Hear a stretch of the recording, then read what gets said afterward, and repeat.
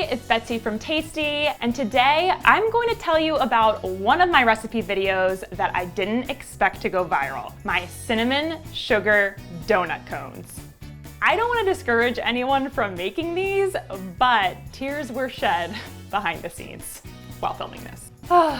I was inspired by these really cool Hungarian chimney cakes. The dough is wrapped around a stick and then baked over an open fire. So I really wanted to transform this into something that people could easily make at home and then up the indulgence factor by coating the inside with chocolate and topping it off with some ice cream.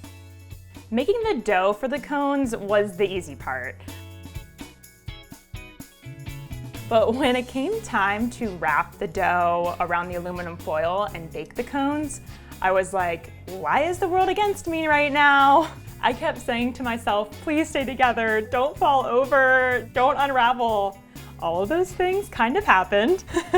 You might not know this, but Tasty producers are responsible for cooking and shooting at the same time. So when you throw food, especially ice cream, into the mix, things can get a little out of control sometimes. There was chocolate and ice cream all over my hands, all over the table, cinnamon sugar and rainbow sprinkles all over the floor.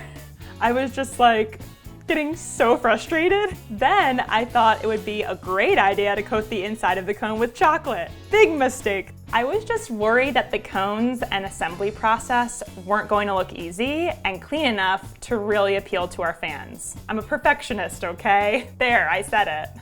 For this recipe, 1 day of shooting turned into 3 days of shooting. I almost lost it. I think because I felt disappointed behind the scenes, I thought the audience would also be disappointed, but I was wrong. Sometimes there's beauty in disaster. Because to my surprise, the recipe was a huge hit on the internet. When I saw this video surpass 30 million views on Facebook, I was like, no way. You gotta love those silver linings. Here are a couple quick tips if you wanna make these. When you're wrapping the dough around the aluminum foil, you almost wanna slightly overlap the dough. You wanna make sure that the seams are sealed and the ends are tucked in.